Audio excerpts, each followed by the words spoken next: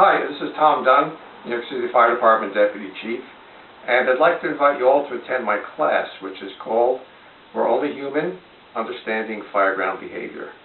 Most of us in the fire service have pretty thorough training in the actual strategy and tactics of fighting a fire. But if you're like me, you've probably received little, if any, training at all on the human aspect of what we do in the fire service.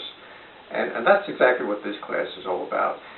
In the class, we're going to look at a number of fireground videos, including some of the fires I've personally supervised. We'll look at some of the classic case studies of fires in the history.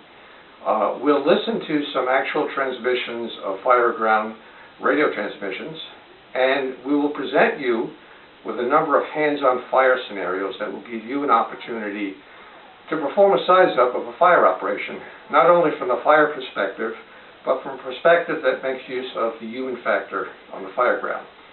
So we're going to raise questions like panic. Do people tend to panic?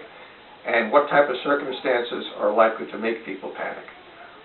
Smoke conditions. Can we move civilians through the smoke? And if we do, what are some of the rules and parameters we have to keep in mind if we're going to do that? How about a fire situation in the building? How does the type of building and time of day affect the behavior of the people who are in that building? And in any type of disaster, how is an individual likely to respond as opposed to someone who's in with a group of people? We'll look at some special considerations for high-rise buildings. We'll examine the concept of victim profiling. And we'll even look at some of the behavioral issues that affect firefighters as they do their work on the fireground. The entire session is geared to be very practical, very hands-on, and to give you some tools you can take home and use in your various departments.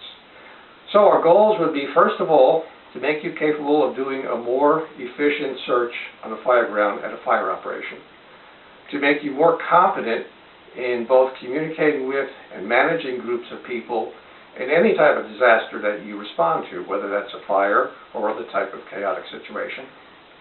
And finally, to make you better at size up, using not only the traditional 13 points of fire size up, but also using a basic working knowledge of human behavior in crisis, and hopefully making you a better emergency responder. So whether you are a firefighter, an EMS worker, or if you perform a police function, I think we have some valuable information for you in the class. Again, the title of the class is We're Only Human, Understanding Fireground Behavior, and I hope to see you all there.